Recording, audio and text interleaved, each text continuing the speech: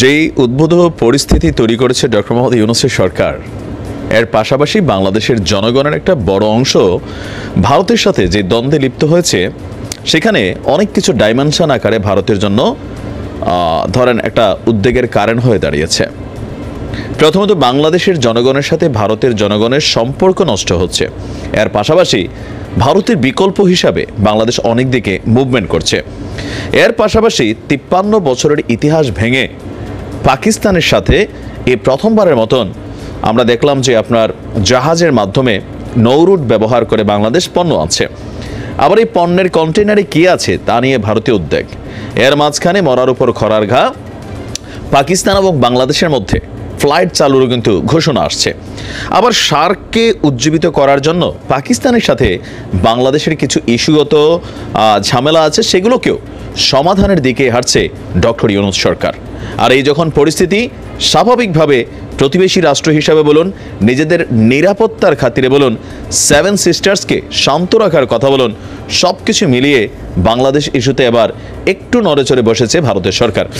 গতকালকে আপনার বিক্রম মিস্ত্রি, মানে ভারতের পররাষ্ট্র সচিব, যিনি বাংলাদেশে এসেছিলেন, ভারত ফিরে গিয়ে তিনি একের পর এক বক্তব্য দিচ্ছেন, যেগুলোতে এই মুহূর্তে আওয়ামী লীগের জন্য অনেকটা নেগেটিভ অবস্থান কিন্তু ভারত তৈরি করছে।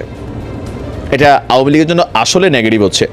আমাদের সরকারের কাছ থেকে একটা বক্তব্য ছিল যে শেখ হাসিনা তিনি ভারতে বসে যে বক্তব্যগুলো দিচ্ছেন, সেগুলো তিনি কিভাবে দিচ্ছেন, যেহেতু তিনি ভারত সরকারের প্রটেকশনে আছেন, আর যেহেতু ভারত এবং বাংলাদেশের মধ্যে বন্দি বিনিময় চুক্তি একটা ইস্যু আছে, তো সেই ক্ষেত্রে ভারতে থাকা অবস্থায় বাংলাদেশ রাষ্ট্রকে অস্থিতিশীল করতে চাইলে রাষ্ট্র হিসাবে ভারত সেই ব্যাপারে কি পদক্ষেপ নিয়েছে। তখন ভারতের একটা খোলামেলা বক্তব্য ছিল যে শেখ হাসিনার এমন বক্তব্যকে ভারত সমর্থন করে না, তো তাহলে তিনি বক্তব্য দিচ্ছেন কিভাবে। তারপরে দিয়েছে চাঞ্চল্যকর তথ্য যে তিনি আপনার প্রাইভেট কমিউনিকেশন ডিভাইস ব্যবহার করে পৃথিবীর বিভিন্ন রাষ্ট্রে অবস্থিত আওয়ামী লীগের নেতাকর্মী, বাংলাদেশে আওয়ামী লীগের নেতাকর্মী, তাদের সাথে তিনি যোগাযোগটা সমন্বয় করছেন, যেটা সরকারি কোনো চ্যানেল ব্যবহার করে নয়। যেমন আমরা জানি, বা যে কোনো রাষ্ট্রের গুরুত্বপূর্ণ ব্যক্তিরা যখন সেই রাষ্ট্রে থাকেন, লাইক অ্যাম্বাসি অথবা রাজকীয় মেহমান বা অতিথি হিসাবে থাকেন, তখন তাদের জন্য সেই দেশের সরকার কর্তৃক বিশেষ কিছু নাম্বার ব্যবহারের অনুমতি থাকে। তো এখন সম্ভবত বাংলাদেশের পক্ষ থেকে এটা জিজ্ঞাসা করা হয়েছিল যে আপনাদের প্রটেস্টের মধ্যে আছে, আপনাদের সুযোগ সুবিধার মধ্যে আছে, তাহলে কিভাবে তিনি করছেন, আর আপনারা যদি এটা করতেই দেন তাহলে বাংলাদেশ ভারতের সাথে সম্পর্কের দিক থেকে আরও তলানি যাবে, প্রতিবেশী সম্পর্কগুলো নষ্ট হবে, এরকম হয়তো কিছু ছিল। তো নিজেদের পিঠ বাঁচানোর জন্য হোক, পাকিস্তানকে দূরে সরানোর জন্য হোক, অথবা আভ্যন্তরীণ সম্পর্কটাকে এবার রাজনৈতিক দল থেকে সরিয়ে জনগণ টু জনগণ করার পক্ষেই হোক, ভারত কিন্তু একটু ডিফারেন্ট অবস্থান নিচ্ছে। বিক্রম মিস্ত্রি আরেকটা গুরুত্বপূর্ণ কথা বলেছিলেন যে ভারত বাংলাদেশের জনগণের সাথে বন্ধুত্ব করতে চায়, সম্পর্কটা হবে জনগণের সাথে, কোনো রাজনৈতিক দলের সাথে না।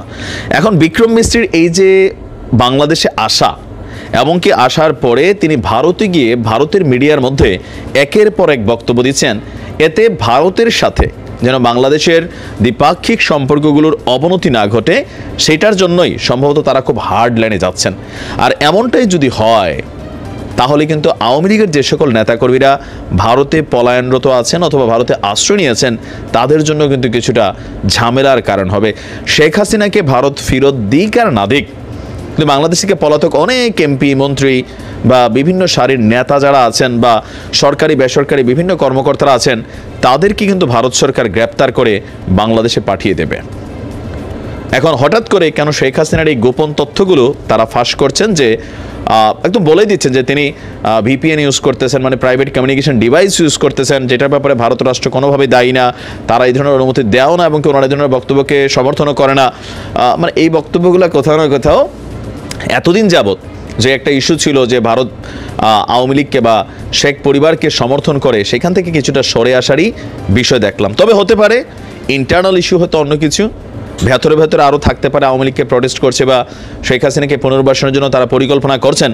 এখন সেটা আভ্যন্তরীণ ইস্যু বা আভ্যন্তরীণ ব্যাপার, মুখে যা বলছে আমরা সেটার দিকে গেলে এই মুহূর্তে আওয়ামী লীগের জন্য একটা নেগেটিভ সময় তৈরি হচ্ছে। দেখা যাক কি হয়। ভালো থাকুন।